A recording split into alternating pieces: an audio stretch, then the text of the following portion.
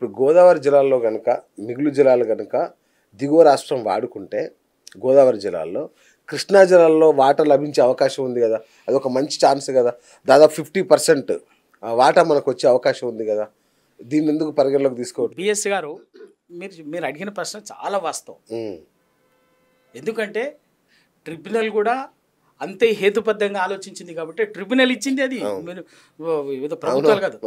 తెలంగాణకు నీటి కేటాయింపులు చేసినప్పుడే, అట్లాగే ఆంధ్రకు నీటి కేటాయింపులు చేసినప్పుడు ట్రిబ్యునల్ 1975లో ఇచ్చినటువంటి గోదావరి జలాలకు సంబంధించిన ట్రిబ్యునల్ నీటి పంపకాలు చేసినప్పుడే దీనికి సంబంధించింది. అదే సమయంలో పోలవరం ప్రాజెక్టు ప్రతిపాదన కూడా వచ్చింది. అప్పుడు 80 TMCలు వరద జలాన్ని ఇటువంటిదే చేసింది. చేస్తే అప్పుడు ట్రిబ్యునల్ చాలా స్పష్టంగా ఏమేం చెప్పిందంటే 80 TMCల నీటిని కనుక పోలవరం కింద పోలవరం రిజర్వ్ ప్రాజెక్టుకి ఆంధ్రాకు నీళ్ళు ఇచ్చినట్లయితే గోదావరి నది మీద, గోదావరి నదిలో నుంచి మీరు నీళ్ళు ఇస్తే దానికి హక్కుగా పైన కృష్ణా జలాల్లో 45 TMCల నీటిని నాగార్జున సాగర్కు పైగా ఉన్న ప్రాంతాలకు ఇవ్వాలి అని చెప్పింది, తీర్పు చెప్పింది, అవార్డు ఇచ్చింది. మరి పోలవరం ఇవాళ ఎంత కడుతున్నారు? బంకచర్ల పక్క పెట్టండి, పోలవరం అంటున్నారు కదా, బంకచర్ల మిగులు జలాలు కదా, వరద జలాలు అంటున్నారు కదా.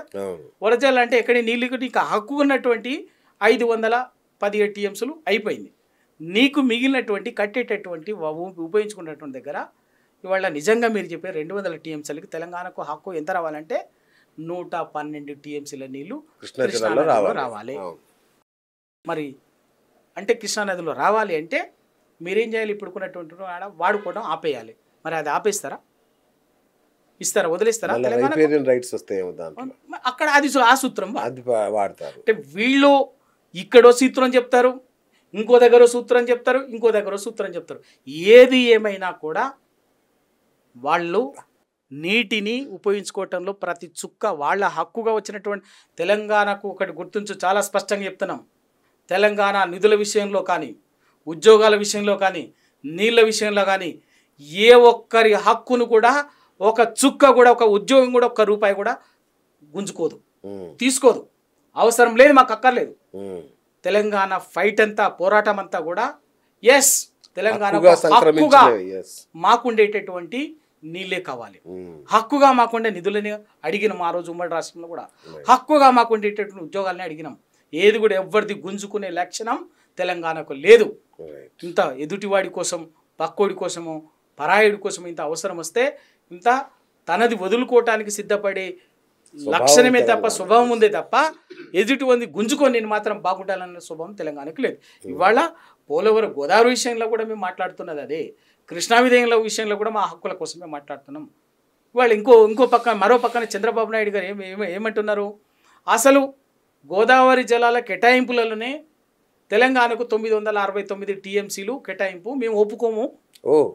మరి అదొక వాదన ఉన్నది కదా, మేము ఒప్పుకోము, మళ్ళీ ఫ్రెష్గా కేటాయించాలని చెప్తున్నాడు.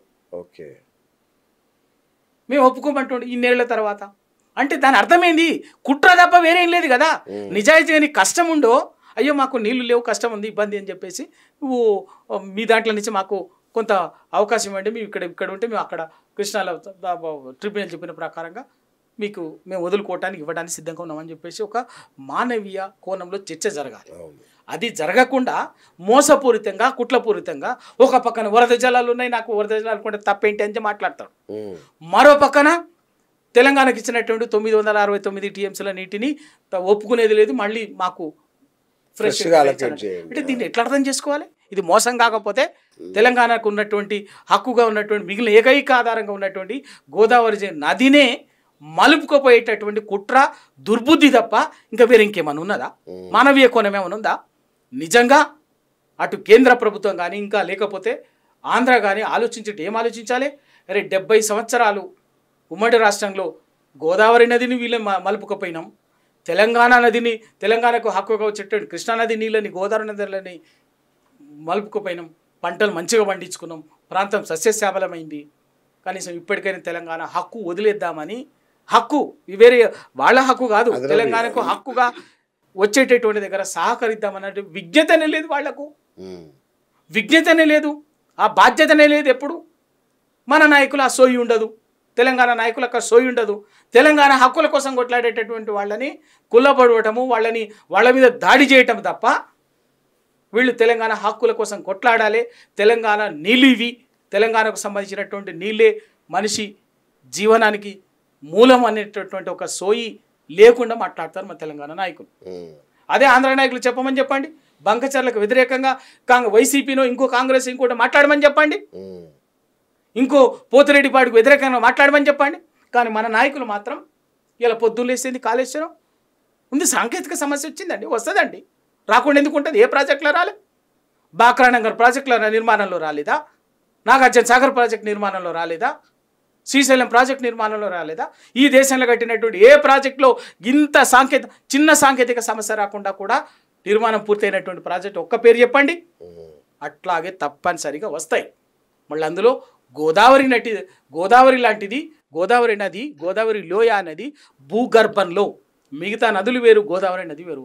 గోదావరి నది భూగర్భంలో బొగ్గు గనులు ఉండేటటువంటి ప్రాంతము. ఈ బొగ్గు గనుల్లో బొగ్గు గనులు ఉన్న చోట భూగర్భంలో నిరంతరం ఏదో ఒక భూపొరల్లో మార్పులు జరుగుతుంటాయి. ఆ మార్పుల్లో భాగంగా సమస్యలు ఉత్పన్నమవుతాయి. అందుకే మొన్న కూడా భూకంపం సిమ్టమ్స్ కనిపించినాయి కదా అక్కడ. ఆ రోజు కాళేశ్వరం మేడిగడ్డ దగ్గర కూడా అటువంటి సమస్యని వచ్చి ఉంటుంది భూగర్భంలో, లేదా ఇంకేదైనా కుట్ర ఉండి ఉంటుంది. ఎందుకంటే వాళ్ళు అటు ఆంధ్రకు, అటు గోదావరికి, అటు తమిళనాడుకు గోదావరి జలను మళ్లించుకుపోవాలన్నటువంటిది ఎప్పటి నుంచో ప్రయత్నం ఉన్నది. కాబట్టి తెలంగాణ అడ్డంకిగా ఉన్నది, కేసీఆర్ గారు అడ్డంకిగా ఉన్నారు. కాబట్టి దానికి భౌతికంగా మేడిగడ్డ అడ్డంకిగా ఉన్నది.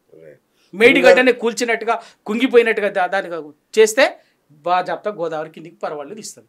అక్కడి నుంచి పోలవరం ఎక్కడికి పోతే మళ్ళీ పోలవరం పోతుంది కదా. ఆ పోలవరం మీరన్నా వరద జలాలు ఉంటాయి. ఆ వరద జలాల నుంచి ఇవాళ 200 టీఎంసీలు, భవిష్యత్తులో 400 టీఎంసీలు తరలించుకుపోయే దుర్మార్గమైనటువంటి లోతైన కుట్ర ఉన్నది. ఇది 200 టీఎంసీలకు సంబంధించిన వ్యవహారం కాదు. భవిష్యత్తులో ఆంధ్రాకు 200 టీఎంసీలు, తమిళనాడు 200 టీఎంసీలు తరలించుకుపోయేటటువంటి లోతైన దుర్మార్గమైనటువంటి కుట్ర ఉన్నది. ఒక తెలంగాణ బిడ్డగా, ఒక తెలంగాణ కోసం తనలాడేటటువంటి వాళ్ళంగా, తెలంగాణ కోసం కొట్లాడినటువంటి వాళ్ళంగా, తెలంగాణ ప్రతి ఎకరం ఇన్నేళ్ళు భరించినటువంటి గోస తీరాలని కోరుకునేటటువంటి వాళ్ళుగా మాకు రాజకీయాల సంగతి పక్కకు పెట్టండి. కొట్లాడకుండా ఎందుకుంటాం? తెలంగాణ హక్కుల కోసం బరాబర్ ఎవడు వ్యతిరేకంగా ఉన్నా కూడా మేము నిలదీసుడే కొట్లాడు. Hi friends, thank you for watching this video. ఈ వీడియో గనుక మీకు నచ్చినట్లయితే దయచేసి లైక్ చేయండి, షేర్ చేయండి. ముఖ్యంగా మా ఛానల్ 24/7 న్యూస్ టీవీని సబ్స్క్రైబ్ చేసుకోండి. ఆ తర్వాత మీ విలువైన అభిప్రాయాల్ని, మార్పులు, చేర్పులు, కావాల్సిన వీడియో ఏమన్నా ఉంటే మన వీడియో కింద కామెంట్ సెక్షన్లో కామెంట్ రూపంలో తెలియజేయండి. నమస్కారం, సాయిదంచిక మాట్లాడుతున్నాను. ప్లీజ్ సబ్స్క్రైబ్, షేర్, లైక్ చేయండి 24/7 టీవీ ఛానల్. హాయ్ నమస్తే, నేను మీ Sonia Akula. Please subscribe to 24/7 news TV. Hi అండి, అందరికీ నమస్తే. నేను Mankota Prasad. Please do subscribe 24/7 news TV. Political, entertainment and infotainment updates కోసం like, share, subscribe 24/7 news TV.